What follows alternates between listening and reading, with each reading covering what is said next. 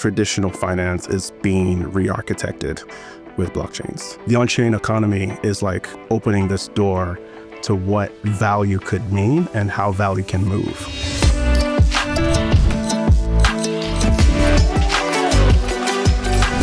So I'm Ayo Akinyele, head of engineering for RippleX.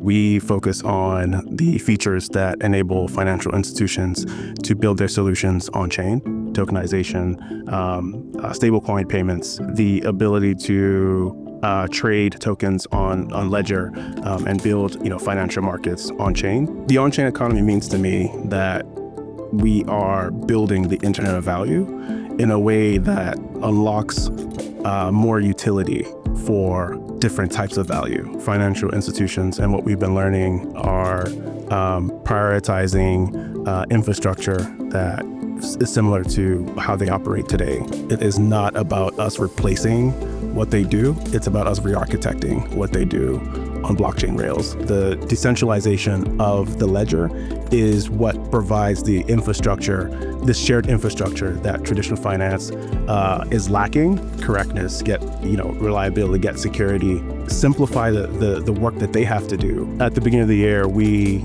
had the features that made it possible to do regulated trading. So this is permissioned domains, permissioned DEX. These features basically made it possible for financial institutions to deregulate trading, where they could verify the participants behind their trading flows.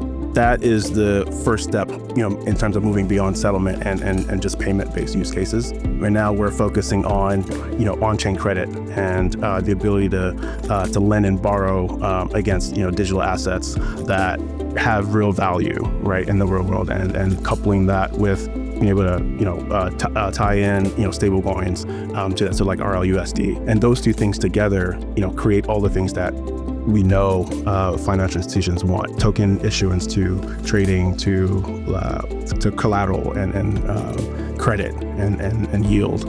All of these things together, when they converge on XRPL, they enable the on-chain economy in a way that we've never seen before. XRP's utility is really tied to the fact that we're building a trusted financial operating system to kind of power real use cases that touch financial institutions every day. We've heard Brad Garlinghouse talk about this repeatedly, about XRP's North Star, which is trust and XRP, utility and XRP, and liquidity and XRP. These things together are allowing us to build real financial markets on chain in a way that institutions can begin to move at a speed that we haven't seen before.